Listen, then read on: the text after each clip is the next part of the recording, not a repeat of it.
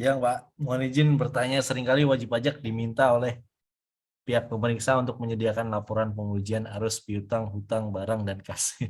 Apakah hal ini memang kewajiban wajib pajak untuk menyediakan laporan tersebut? Kemudian, menurut pemahaman dan pengalaman Bapak, langkah apa yang lebih baik WP melakukan antara menanggapi hasil pengujian keterkaitan yang dibuat oleh pihak pemeriksa atau menjelaskan hasil pengujian keterkaitan yang telah dibuat oleh wajib pajak? Ini kompleks sih kalau menurut saya, Pak. Ini Ya, sudah masuk ke eh, teknik menghadapi pemeriksaan gitu ya, secara ya, ini kompleks. Jadi, kompleks ini.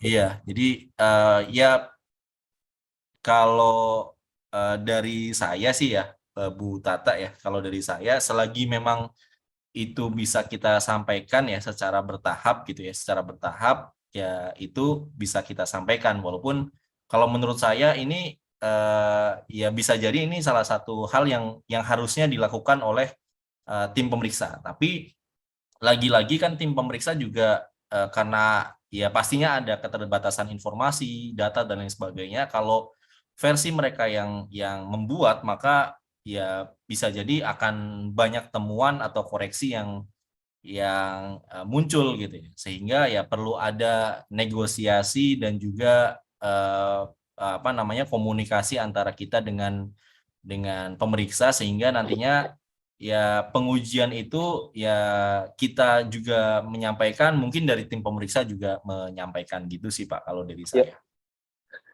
saya mau sampaikan perspektif saya sebagai pemeriksa ya Bu ya. Kalau dari perspektif saya sebagai pemeriksa, begitu Anda submit eh, pemeriksa SPT disampaikan dengan benar, lengkap dan jelas, pada saat kami minta data, itu Anda harusnya sudah siap, ya. Itu harusnya sudah siap, ya. Satu, itulah makanya kita belajar SE 65. Kenapa sih minggu lalu, 2 minggu lalu saya sampaikan kenapa sih SPT PPh Badan disubmit bulan April, bukan Desember, lalu berakhir Januari langsung. Berakhir bukan. Padahal ngapain nunggu laporan audit?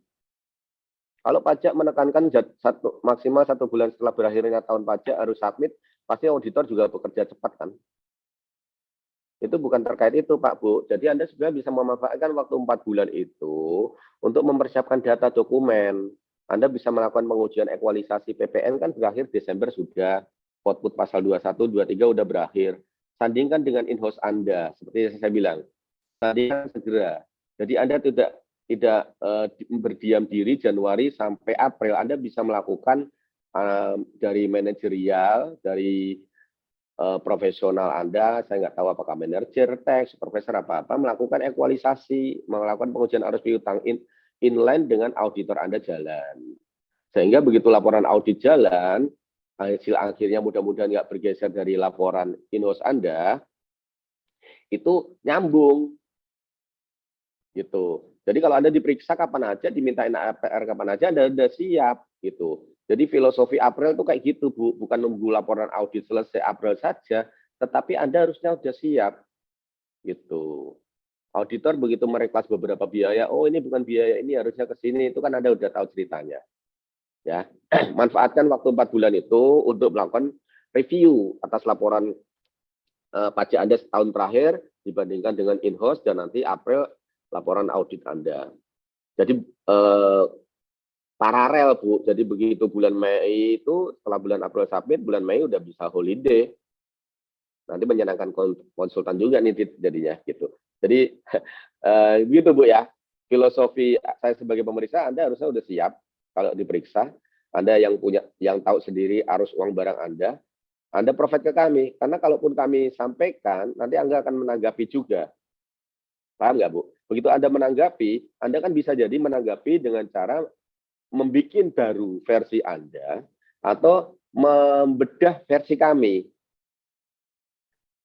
Ya, membedah versi kami. Jadi alangkah lebih bagus versi Anda provide ke DJP, nanti DJP akan mengklarifikasi data-data tersebut dengan dokumen. Lebih enak kan? Pemeriksaannya lebih cepat dan Anda yang mendrive pemeriksa. Anda yang mengendalikan pemeriksa. Gitu. Posisinya berubah, bukan Anda di bawah pemeriksa, tapi ya pemeriksa yang lebih butuh Anda jadinya.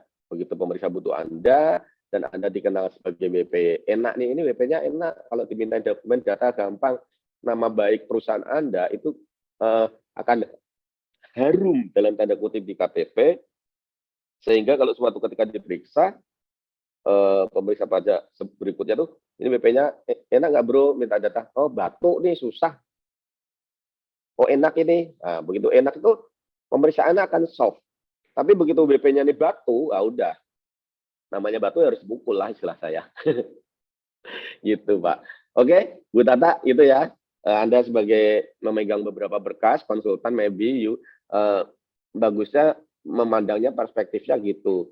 Arahkan WP Anda akhir tahun, begitu laporan PPN, potput selesai, IDO selesai, lakukan ekualisasi arus piutang. Karena bank juga udah selesai kan akhir tahun.